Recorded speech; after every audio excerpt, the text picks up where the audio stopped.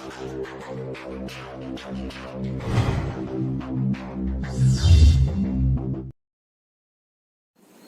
Everyone, आज इस video में हम सीखने वाले हैं फैराडेज लॉ ऑफ इलेक्ट्रोलिसिस। तो जैसा कि आप जानते हैं कि फैराडे ने दो लॉ दिए थे, first law and second law. तो चलिए स्टार्ट कर लेते हैं। पहले फैराडेज फर्स्ट लॉ, उसको जानने के लिए सबसे पहले आपको इलेक्ट्रोलिसिस की बेसिक इन्फॉर्मेशन पता होनी चाहिए।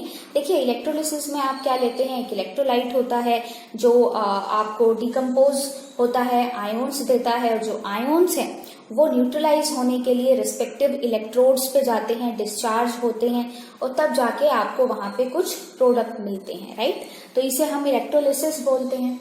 अब अगर आपके इलेक्ट्रोड अटैकेबल हैं, जैसे कि अगर आप जिंक का केस ले लें, कॉपर का केस ले लें, तो वहां पे क्या होता है, आपको पता है कि एनोड पे ऑक्सीडेशन होगा और जो आपकी मेटल है वो अपने इलेक्ट्रॉन्स को लूज करेगी, आयोन्स की फॉर्म में सॉल्यूशन में आएगी।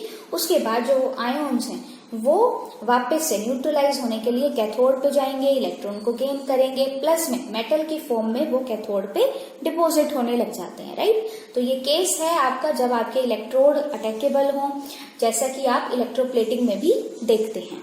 तो यहाँ पे भी आपने वही केस लेके चलना है कि जहां पे आपके पास जो अमाउंट ऑफ सब्सटेंस है वो इलेक्ट्रोड पे जाके डिपॉजिट होता है मेटल का। तो वहां पे जो वो अमाउंट है जो डिपॉजिट हुआ है वो किस चीज पे डिपेंड करेगा। तो फर्स्ट लॉ हमें इसी की आपको नॉलेज देता है। वो बोलता है कि amount of substance deposited at an electrode is directly proportional to the amount of charge passed through the solution.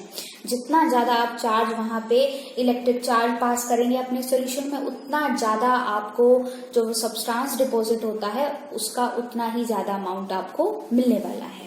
अभी देखिए क्या है, इसको मैथमेटिकल फॉर्म में आप कैसे लिखेंगे। W से आप लिख सकते हैं वेट, या फिर मास से भी आप लिख सकते हैं। तो कुछ बुक्स में आपको W मिल सकता है, कुछ में आपको M मिलेगा।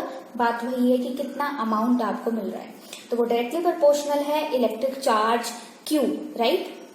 देन इसके बाद प्रोपोर्शनैलिटी को रिमूव करने के लिए आपने यहाँ पे कांस्टेंट लेके आए, जिसको आप Z भी लिख सकते हैं और E भी लिख सकते हैं, जिसका नाम है इलेक्ट्रोकेमिकल इक्विवेलेंट। तो W is equal to ZQ हो गया। अब इसके बाद जो ये इलेक्ट्रिक चार्ज है इसको हम ऐसे भी बोल सकते हैं कि एक पर्टिकुलर टाइम पीरियड के लिए आपने उस सॉल्यूशन में कितना इलेक्ट्रिक करंट पास किया, या फिर आप ऐसा बोल सकते हैं कि जो आपका Q है वो I इंटू T है। तो जब आप इस रिलेशन को यूज करेंगे तो आपके पास W जो है वो किसके इक्वल हो जाएगा, Z into I into T। तो ये दोनों ही एक्सप्रेशन आपको काम आने वाले हैं न्यूमेरिकल्स में। अब इसके बाद एक और चीज जो आपको न्यूमेरिकल्स में काम आने वाली है, जनरली वो आपसे पूछता है कि आपको कोई भी एक सेल रिएक्शन दी जाती है और आपसे पूछता है कि कितना चार्ज वहां पे आपको लगेगा, कितना चार्ज आपको पास कराना चाहिए सॉल्यूशन में से एक पर्टिकुलर अमाउंट ऑफ सब्सटेंस के डिपॉजिट होने के लिए। तो वो चार्ज को कैलकुलेट करने के लिए आपको इन दो रिलेशन को जानना बहुत जरूरी है। पहली चीज, आप में लोअर क्लासेस से हम पढ़ते हुए आ रहे हैं कि 1 इलेक्ट्रॉन का जो चार्ज होता है वो होता है 1.6 इंटू 10⁻⁻19 कूलम। लेकिन यहाँ पे अगर हम बल्क में बात करें, 1 मोल ऑफ इलेक्ट्रॉन के अगर हम चार्ज की बात करें तो एवोगैड्रो नंबर से हमें मल्टीप्लाई करना पड़ेगा और इसके बाद अप्रोक्सीमेटली हमें ये वैल्यू मिलती है 96500 कूलम। तो 1 मोल इलेक्ट्रॉन पे जो चार्ज है ये, इसको सिंप्लीफाई करने के लिए हम क्या करते हैं कि इसको 1 फैराडे मान लेते हैं। अब जो ये 1 फैराडे है इसका क्या मीनिंग है, देखिए इसका मीनिंग ये है कि ये 1 फैराडे जो चार्ज है ये आपको 1 gram equivalent amount of substance deposit कराएगा। ये रिलेशन है। तो इसको हम अपने न्यूमेरिकल्स में यूज करने वाले हैं। प्लस में मैं आपको ये बताने वाली हूँ कि नंबर ऑफ इलेक्ट्रॉन से आप चार्ज कैसे कैलकुलेट कर सकते हैं।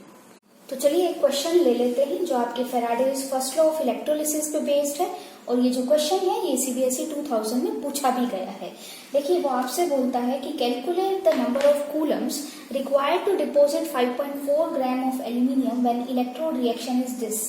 तो इस रिएक्शन के अकॉर्डिंग आपको यहाँ पे गिवन है कि Al3 पॉजिटिव ने 3 इलेक्ट्रॉन गेन करके और आपको एल्यूमिनियम मेटल वहां पे डिपॉजिट करा दी। अभी देखिए, इससे पहले मैंने आपको एक रिलेशन बताया था कि जो 1 फैराडे चार्ज है वो आपको क्या करा सकता है, 1 ग्राम इक्विवेलेंट ऑफ मेटल को डिपॉजिट करा सकता है।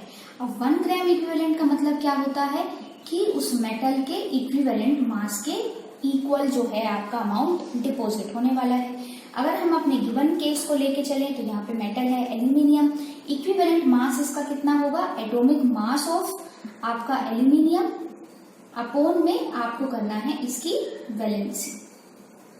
अब आपके पास एटॉमिक मास है 27, वैलेंसी है 3, तो यहाँ पे रिलेशन मिल गया है आपको कि अगर आपके पास 1 फेराडे चार्ज है यहाँ पे गिवन कंडीशन में, तो 9 ग्राम ऑफ एल्यूमिनियम मेटल आपकी डिपॉजिट होगी।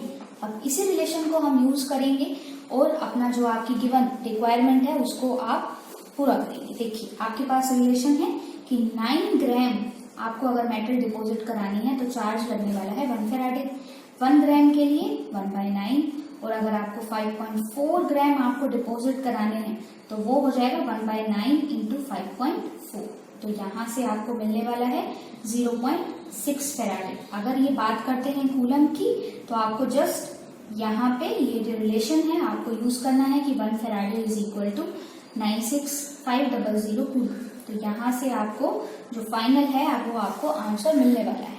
अगर आपको कोई भी दिक्कत आती है इस तरीके के न्यूमेरिकल्स को सोल्व करने में तो आप हमारे फेसबुक ग्रुप को ज्वाइन कर सकते हैं, वहाँ पे डिस्कशन कर सकते हैं।